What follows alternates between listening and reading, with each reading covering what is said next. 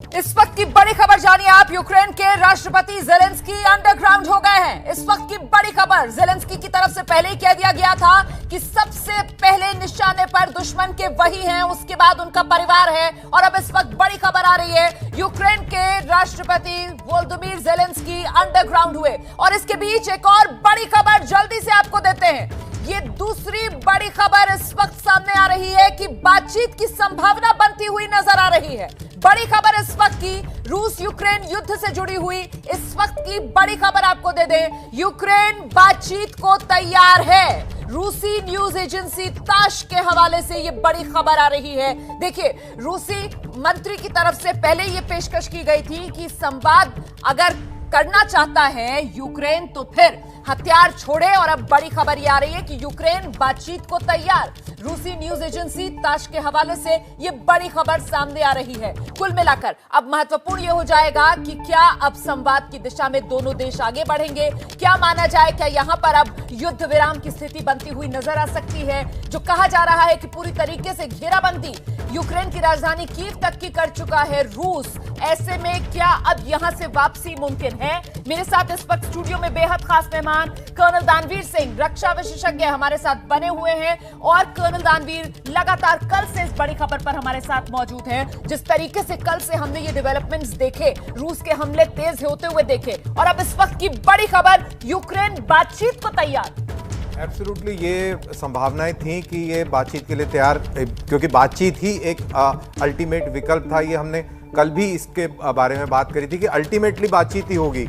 लेकिन ये बातचीत इस लेवल पर और इस मोड़ पर आकर होगी, ये शायद अंदाजा नहीं था कि इतनी तेजी से रूस जो है कीव के ऊपर कब्जा कर लेगा। अब ये माना जा जो अभी कुछ देर पहले बयान आया था रूस के विदेश मंत्री का, जिसमें उन्होंने कहा था कि यूक्रेन सरेंडर करे तो बातचीत संभव। और इसके बाद खबर आती है कि अब बातचीत जो है वो होगी, उसके लिए यूक्रेन तैयार। तो क्या माना जाए, ये सरेंडर हो गया है, इसके बाद अब बातचीत?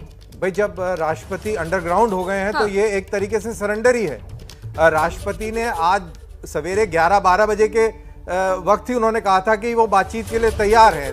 तो तभी से ही सरेंडर की अटकलें लगाई जा रही थी। और ये एक तरीके से सरेंडर ही है। जब आपका सुप्रीम कमांडर ही अंडरग्राउंड हो गया तो इसका मतलब कि ये सरेंडर है। This is a surrender. मैं जल्दी से अपडेट दे देती हूं दर्शकों को। यूक्रेन के राष्ट्रपति जेलेंस्की जो हैं वो अंडरग्राउंड हो गए हैं। कुछ ही देर पहले रूस की तरफ से, वहां के रक्षा मंत्री की तरफ से बयान ये आया कि पहले यूक्रेन सरेंडर करे, उसके बाद ही बातचीत संभव होगी। और अब महज चंद मिनटों में खबर ये आ रही है रूसी न्यूज एजेंसी के हवाले से कि यूक्रेन बातचीत को तैयार। मतलब साफ है, यूक्रेन ने रूस के सामने हथियार डाल दिए हैं। मतलब यूक्रेन ने रूस के सामने सरेंडर कर दिया है। कर्नल दानवीर, इसके अलावा कोई रास्ता भी तो नहीं बचा था ना। नाटो देशों से जो उम्मीद यूक्रेन की तरफ से की जा रही थी कि उसे सैन्य सहायता मिलेगी, इसे लेकर तो सभी नाटो देशों ने हाथ खींच लिए। हाँ बिल्कुल। और अगर ये यूक्रेन के राष्ट्रपति अपने मुल्क से उसी तरीके से प्रेम करते थे तो ये इनको पहले कर देना चाहिए था, क्योंकि जो भी जान माल का नुकसान हुआ है शायद उससे भी बचा जा सकता था। क्योंकि ये एक तरफा युद्ध शुरू से था, क्योंकि रशिया की जो फौजें हैं उसका मुकाबला यूक्रेन के पास बिल्कुल कतई नहीं था और नेटो की तरफ से कोई मदद आने की संभावना नहीं थी। तो ऐसे में शायद समझदारी ये होती कि वो पहले सरेंडर कर देते। लेकिन अभी भी अगर गुरिल्ला वॉरफेयर और उस तरीके की कार्रवाई नहीं शुरू होती है तो मेरे ख्याल से अब भी अगर बातचीत होके और ये मसला सुलझता है तो ये भी आम नागरिकों के लिए बहुत अच्छी खुशखबरी होगी।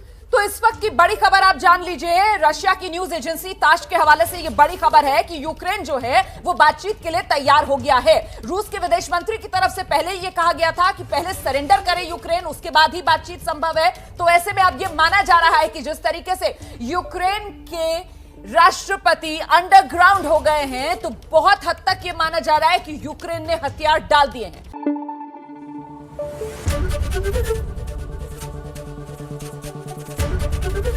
एबीपी न्यूज आपको रखे आगे।